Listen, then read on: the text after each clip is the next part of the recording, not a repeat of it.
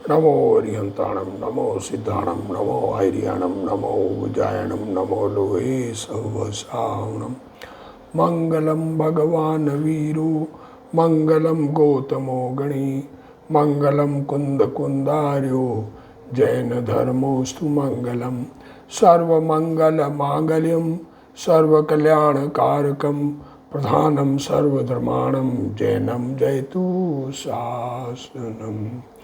नमो तीर्थनायक ने नमो ओंकार नाद ने ओंकार संगर्यो जैने नमो ते कुंद कुंदने अहो उपकार जिन वर्णो कुंदनो धनि दिव्यनो जिन कुंद ध्वनि आप्या अहो ते गुरु काननो।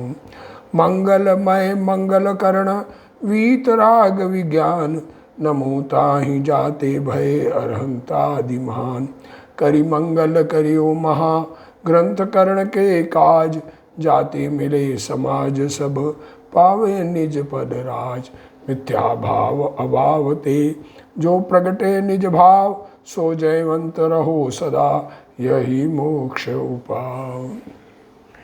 मोक्ष मार्ग प्रकाशक ग्रंथ पूज्य गुरुदेव श्री कांजी स्वामी के प्रवचन भाग 2 पेज 156 चलेगा। श्वेतांबर मत की समीक्षा चल रही है। सम्यक श्वेतांबर मत में आत्मा के अनुभव बगैर जैसे तैसे त्यागी हो जाए ऐसी चर्चा की। मुनिराज तो अंदर में आत्मस्वरूप में लीनता पूर्वक 6ठे-7वें गुणस्थान में झूलते हुए परिचय सहने की शक्ति वाले होने से उनके सच्चा मुनिपना 28 महाव्रत आदि पलते हैं, पर आत्मा का अनुभव नहीं होने से जिस तिस प्रकार से जैसा तैसा अपने को जो परिणमन हुआ दुनिया को वैसा ही परिणमन की बात करते हैं। देखो, मुनिपना 28 मूल गुण पालने रूप होता है और मुनिपना पालने की शक्ति न हो, वस्त्र आदि रखने का परिणाम हो।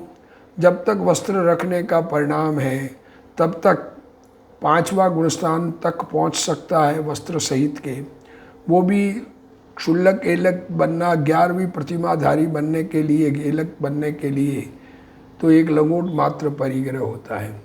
अब ऐसा परिणाम धर्म नहीं होता, वस्त्र सहित धर्म नहीं होता, ये बात दिगंबर जैन में भी नहीं कहते।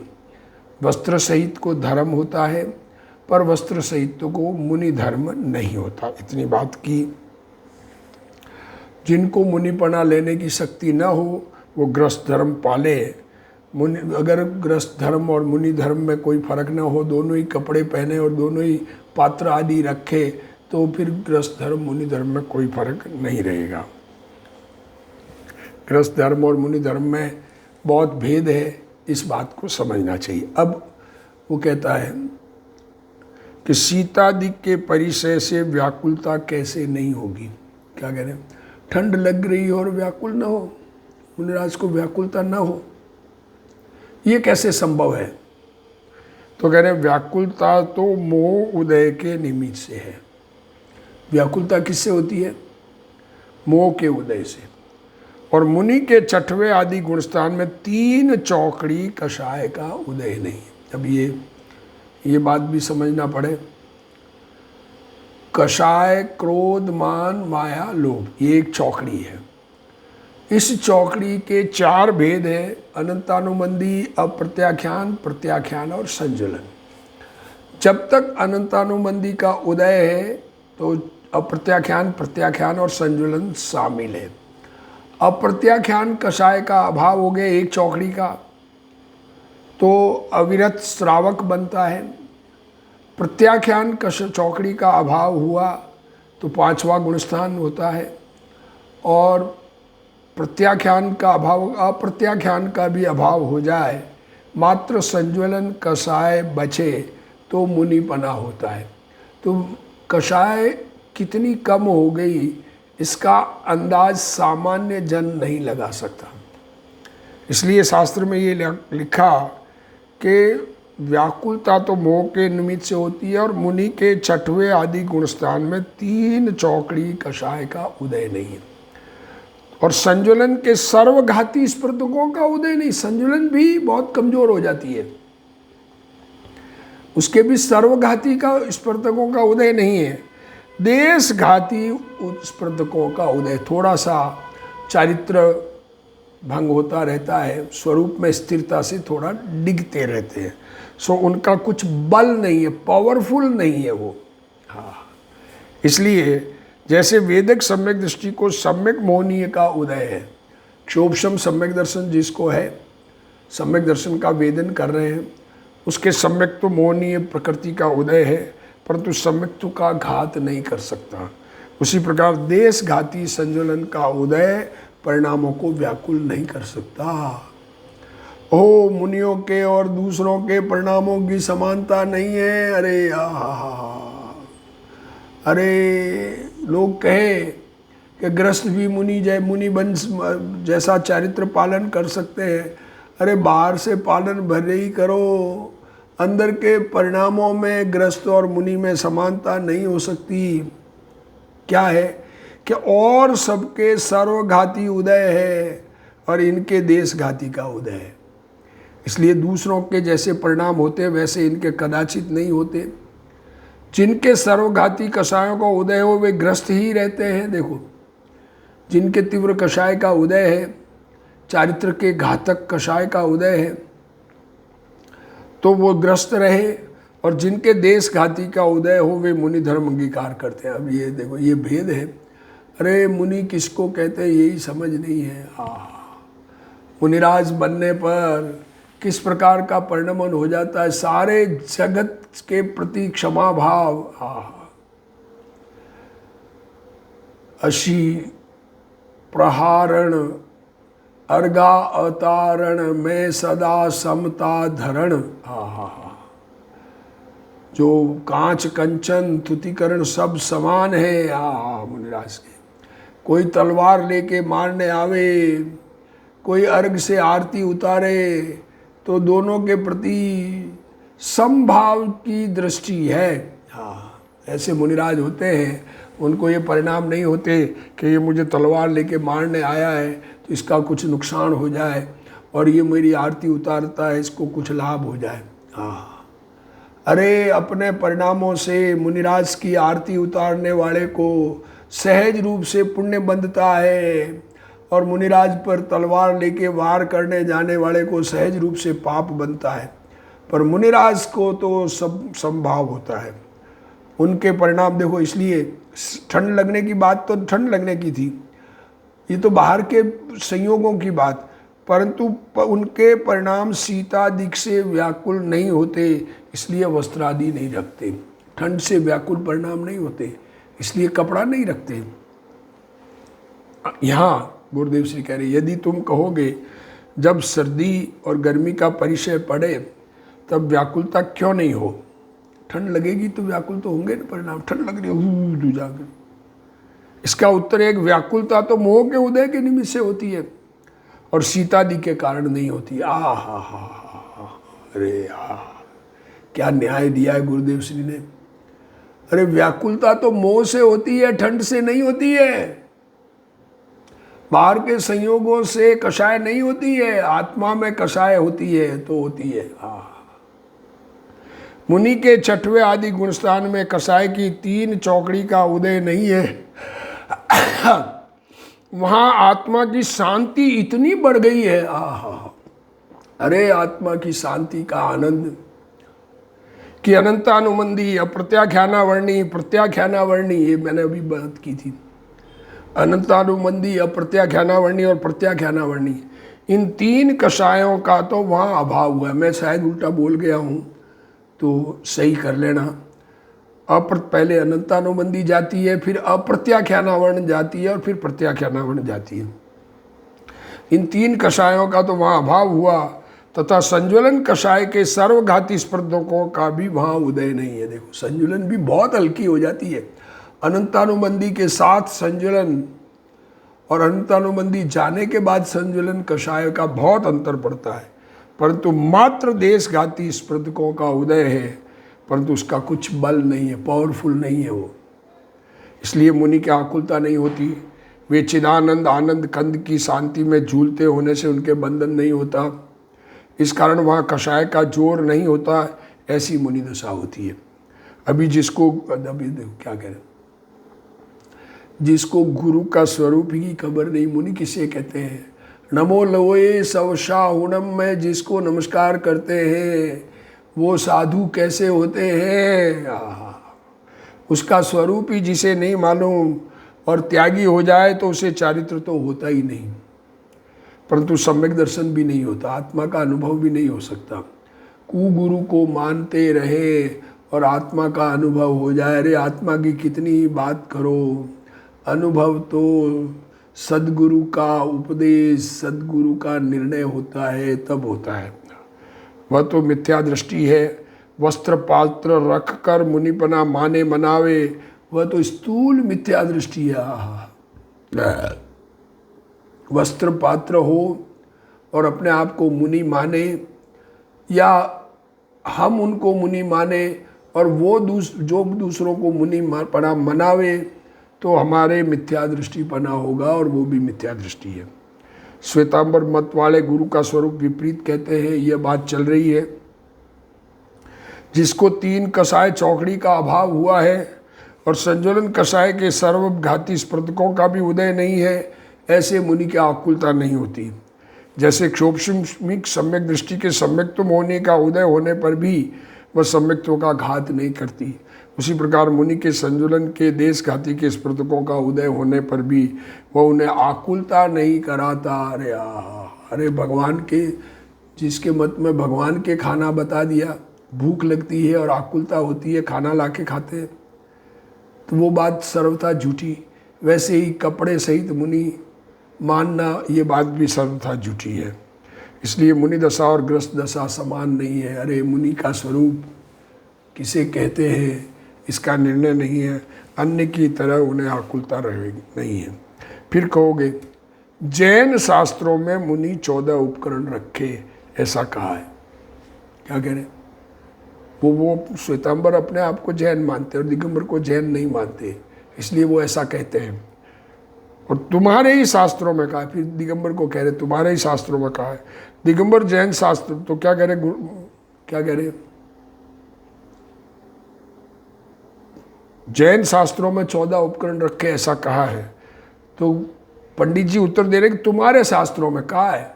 जैन मीन्स कौन से? श्वेतांबर के शास्त्रों में कहा है। दिगंबर जैन शास्त्रों में तो कहा नहीं है। वहाँ तो लंगोट मात्र परिग्रह रखने पर भी 11वीं प्रतिमा के धारी को श्रावक ही कहा है। एक लंगोट जिसके है वो भी श्रावक है। कदाचित तुम कहोगे कि मुनि 14 उपकरण रखते हैं ना, वह तो तुम्हारे शास्त्रों में कहा है। दिगंबर शास्त्रों में तो कहा है कि लंगोटी मात्र रखे तो वह श्रावक दशा है। वह भी समझे कि मैं परद्रव्य का कर्ता नहीं, राग मेरा स्वरूप नहीं, ऐसा समझे तो उसे पंचम गुणस्थान वाला श्रावक दशा है। देखो क्या कह रहे हो। एक लंगोट हो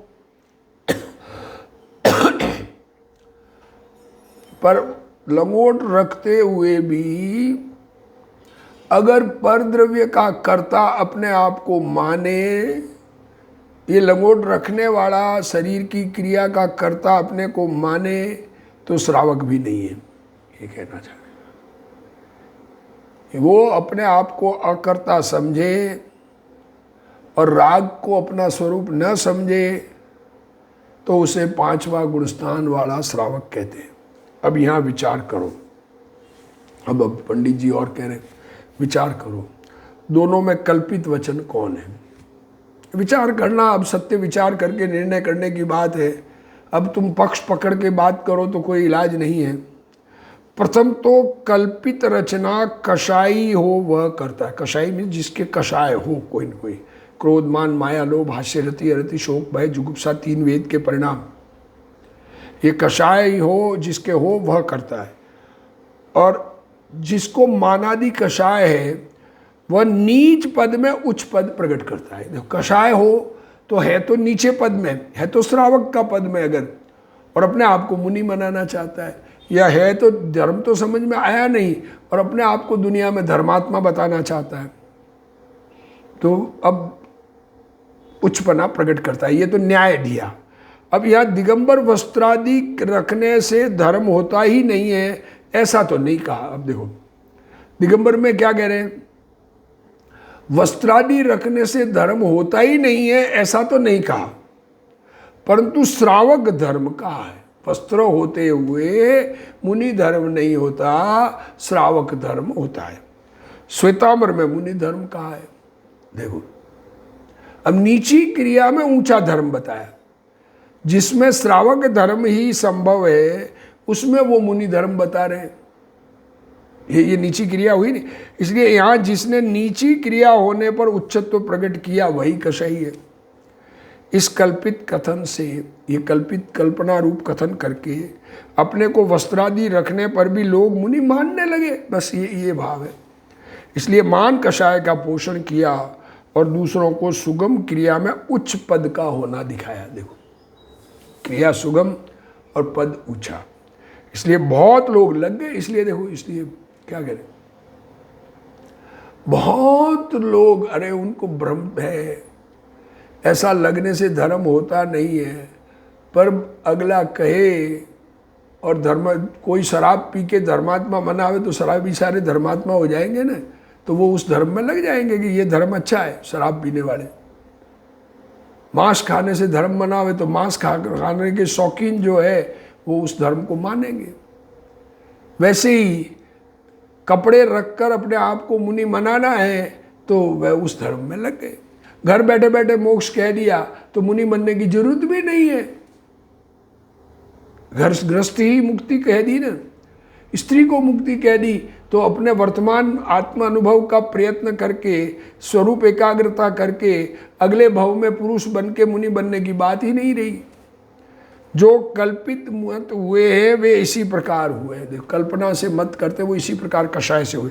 इसलिए कषाई होकर वस्त्रादि होने पर भी मुनि कहा है, सो पूर्वोक्त युक्ति में विरुद्ध भाषित होता है, इसलिए वह कल्पित वचन है, ऐसा जानना। अब यहाँ विचार करो, गुरुदेव श्री इसको खुलासा करें, दोनों में कल्पित वचन किसके हैं। अब देखो, अब दो मत है।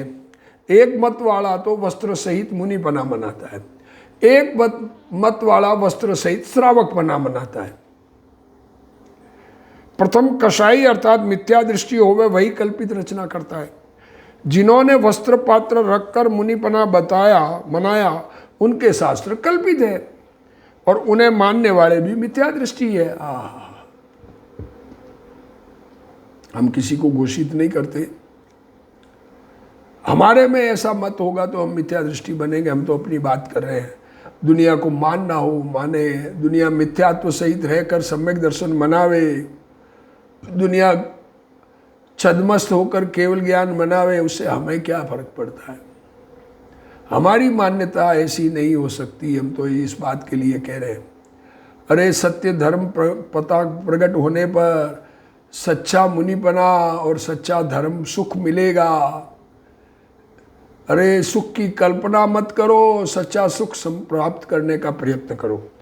देव शास्त्र गुरु का कल्पित स्वरूप कहने वाले को माने मनावे वे सब ग्रहित मिथ्या दृष्टि है, क्योंकि नीचे पद में उच्च पद मनाया है। अब दिगंबर में वस्त्रादि रखते हुए धर्म होता ही नहीं, ऐसा नहीं कहा। देखो दिगंबर में ये तो नहीं कहा, परंतु वहाँ श्रावक धर्म कहा है, जबकि श्वेतांबर में वस्त्रादि रखने पर भी मुनि धर्म कहा है। इसलिए वहाँ नीची क्रिया होने पर भी उच्च पद प्रकट किया, वही कषाई है। वस्त्रादि रख कर मुनिपना मनाया, वहाँ मान कषाय का पोषण किया है और सुगम क्रिया में उच्च पद बताया। इससे बहुत लोग उसमें जुड़ गए। यह सब कल्पित कहा है, इसलिए मिथ्या दृष्टि उसके कल्याण नहीं होगा। अपनी मर्जी है, माने, किसी को नहीं रोक सकते, लेकिन ऐसी मान्यता से वस्त्र सहित मुनिपना मानने वाले का कल्याण नहीं होगा। जिसको देवादि के स्वरूप की खबर नहीं, कल्याण का अर्थ बाहर में संयोग मिल जाना ये कल्याण नहीं है, आत्मा मिल जाना ये कल्याण है। जिसको देवादि के स्वरूप की खबर नहीं, उसे भेद विज्ञान व सम्यक दर्शन नहीं हो सकता और सम्यक दर्शन के बिना तो मुनिपना होता ही नहीं। पंडित जी ने इस श्वेतांबर मत को अन्य मत में डाला है, वह यथार्थ है, क्योंकि वे श्वेतांबर ग्रहित मिथ्या दृष्टि है। जितने कल्पित मार्ग हुए वे इस अनुसार ही हुए हैं, इसलिए श्वेतांबर मत में वस्त्रादि रखकर मुनिपना मनाते हैं, वह ऊपर कहे अनुसार विरुद्ध है, इस कारण वह कल्पित वचन है ऐसा जानना। फिर कहोगे दिगंबर में भी शास्त्र, पींची आदि उपकरण मुनि के कहे। अब श्वेतांबर कहते हैं दिगंबरों में भी तो शास्त्र, पींची, कमंडल, तो 3 उपकरण तो दिगंबरों में भी कहे, तो हमारे 14 उपकरण कहे, उसमें क्या है? तो समाधान, जिससे उपकार हो उसका नाम उपकरण। उपकरण किसे कहते हैं? जिससे उपकार हो। सो यहां सीतादि की वेदना दूर करने से उपकरण ठहरा है। अगर ठंड के लिए उपकरण ठहरा है वस्त्रों को, तो सर्व परिग्रह सामग्री उपकरण नाम प्राप्त करे। परिचय की बात ही नहीं रहे फिर तो। बाहर में कोई कुछ भी रखो फिर तो। अब खाना खाने के लिए 3 बर्तन कम पड़ रहे हैं, 4 रखो, 5 रखो, अलग अलग आइटम लेके आके रखना है, परिग्रह है, वो अन्न भी परिग्रह हो गया। परंतु धर्म में उनका क्या प्रयोजन है? वे तो पाप के कारण है। आहा, क्या कह रहे हैं? अरे आहा, वस्त्र रखना धर्म से कोई उपकार नहीं है उससे। धर्म में तो जो धर्म के उपकारी हो उनका नाम उपकरण है। वहाँ शास्त्र ज्ञान का कारण। देखो अब दिगंबर में 3 उपकरण कहे, तो उसमें शास्त्र तो है, ज्ञान का कारण निमित्त होता है। शास्त्र से ज्ञान नहीं होता है, ये बात तो समझ लेना, पर शास्त्र उपकरण तो ज्ञान का है ना। और पींची दया का उपकरण, पींची से जीवों की दया पालते हैं। और कमंडल शौच का उपकरण, निपटने जावे गंदा शरीर तो उसको साफ करने के लिए कमंडल का पानी उपयोग में लेते हैं। सो वह तो धर्म के उपकारी हुए। इससे धर्म का उपकारी हुआ ना कि गंदगी नहीं रहेगी, गंदे मैले बैठे रहेंगे तो भी गंदी मैल मल सहित तो अच्छा नहीं होता है। शरीर पर मिट्टी आदि लगे वो अलग बात है, और मल निकले और मल चिपका रह जाए तो ये सुचिता के लिए कमंडल है, जीव दया के लिए पींची है, और शास्त्र वांछन के लिए, ज्ञान को सही करने के लिए होते हैं। अब वस्त्रादि किस प्रकार धर्म के उपकारी होंगे? वस्त्र तो शरीर के उपकारी है, आत्मा का क्या उपकार हुआ उसमें धारण किए। और सुनो, यदि शास्त्र रखकर महंतता दिखाए, शास्त्र लिखे रखे और अपने आप को बड़ा मनावे उस शास्त्र से, और पींची से झाड़ू निकाले, बिहारी दे, और कमंडल से जलादि पिए, कमंडल का पानी अगर पीने के काम में ले, या शरीर का मैल उतारे। देखो पंडित जी ने और भी बात कह दी, तो शास्त्रादिक भी परिग्रह ही है। अरे शास्त्र रखकर, अरे हमारे पास ऐसे ऐसे शास्त्र है, ऐसा दुनिया में प्रचार करना चाहे, हमने ये शास्त्र लिखा, हमें इतना ज्ञान है कि हमने ऐसा शास्त्र लिखा, और उस शास्त्र से बड़प्पन माने। परंतु मुनि ऐसे कार्य नहीं करते, इसलिए धर्म के साधन को परिग्रह संज्ञा नहीं है, भोग के साधन को परिग्रह संज्ञा होती है, ऐसा जानना। यहाँ कहोगे दिगंबर भी शास्त्र, पींची आदि मुनि के उपकरण कहते हैं, उसी प्रकार हमारे यहाँ 14 उपकरण कहे हैं। यह बात तो योग्य नहीं है, गुरुदेव इसको खुलासा कर रहे हैं, क्योंकि जिससे उपकार हो उसे उपकरण कहते हैं। परंतु वहाँ यदि सर्दी गर्मी की वेदना दूर करने से उपकरण मानने में आवे, तो सर्व परिग्रह सामग्री उपकरण कहलाए। फिर तो सारा ही और हो गया। अब आजकल विचार करें, गाड़ियाँ रखते हैं, गाड़ी में बैठ के चलते हैं, नौकर रखते हैं, क्या क्या कहें। एक चीज़ से, एक वस्त्र पात्र रखने से कितना परिग्रह बढ़ गया ये ख्याल में नहीं है। परंतु धर्म में उसका कुछ काम नहीं है, क्योंकि ये सब पाप के कारण है। धर्म में निमित्त रूप होते हो वैसे उपकरण धर्म के कारण कहलाते हैं। अब शास्त्र, पीछी आदि तो धर्म के उपकरण हैं, परंतु वस्त्रादिक धर्म के उपकरण नहीं है। क्यों? कि वे तो शरीर के सुख के लिए धारण किए जाते हैं। शरीर की तकलीफ, उस तकलीफ को दूर करने के लिए, आत्मा में तकलीफ हुई ना, उससे उसको दूर करना, मतलब खुद को आर्त रौद्र ध्यान होता है। हाँ, यदि मुनि शास्त्र रखकर महंत कहलावे, पीछी से झाड़ू निकाले तथा कमंडलू से जलादि पिए और मैल उतारे तो वे शास्त्रादिक भी परिग्रही है। परंतु मुनि ऐसे कार्य करते नहीं हैं, इसलिए धर्म के साधन को परिग्रह नहीं कहते, परंतु भोग के निमित्त पदार्थ के है वे परिग्रह है, ऐसा जानना। फिर कहोगे कमंडल से तो शरीर ही का मल दूर कर। अब देखो फिर और एक प्रकरण कि कमंडल है उससे तो मल दूर करते हैं, परंतु मुनि मल दूर करने की इच्छा से कमंडल नहीं रखते हैं। शास्त्र पढ़ना आदि कार्य करते हैं, वह मल लिप्त हो तो उनकी अविनय होती है। क्या कहा? मल लिप्त होकर शास्त्र पढ़ सकते हैं। लोक निंद्य होंगे, दुनिया में खराब कहेंगे, ये क्या कहे समझ लेना इसको। इसलिए इस धर्म के अर्थ कमंडल रखते हैं। इस प्रकार पीछी आदि उपकरण संभवित है, वस्त्रादि को उपकरण संज्ञा संभव नहीं है। काम, अरति आदि मोह के उदय से विकार बाह्य प्रकट हो। देखो वस्त्र रखने पर क्या होता है, काम का विकार आया, अगर वस्त्र है तो लोगों को मालूम नहीं पड़ेगा। किसी से झगड़े का भाव आया, अरति का भाव आया, तो शरीर में जो परिवर्तन हो वो लोगों को नहीं दिखे। मोह के उदय से शरीर में परिवर्तन हो वो नहीं दिखे। आत्मा वैसे हिले करे अंदर में, तो कपड़े के अंदर में क्या मालूम पड़े। और तथा शीतादि नहीं सहे नहीं जाएंगे, इसलिए विकार ढकने को व शीतादि मिटाने को वस्त्रादि रखते हैं। और मान के उदय से अपनी मेहनता भी चाहते हैं, और प्रेस्टीज इशू है, मुनि बनाना है, इसलिए उन्हें कल्पित युक्ति द्वारा उपकरण ठहराया है। यहाँ यदि तुम कहोगे कमंडलू से तो शरीर का मल ही दूर करने में आता है, तो वहाँ कहते हैं मुनि मल दूर करने की इच्छा से कमंडलू नहीं रखते, परंतु शास्त्र वांचनादि कार्य करे, वहाँ मल लिप्त होवे तो उनका अविनय होवे और लोक निंदे हो, अतः धर्म के कारण कमंडलू रखते हैं। इसी प्रकार अन्य उपकरण समझना, परंतु वस्त्रादि नहीं रखते। अज्ञानियों ने कल्पित युक्ति द्वारा वस्त्रादि को उपकरण ठहराया, परंतु यह ठीक नहीं है। एक तो बात यह हो गई।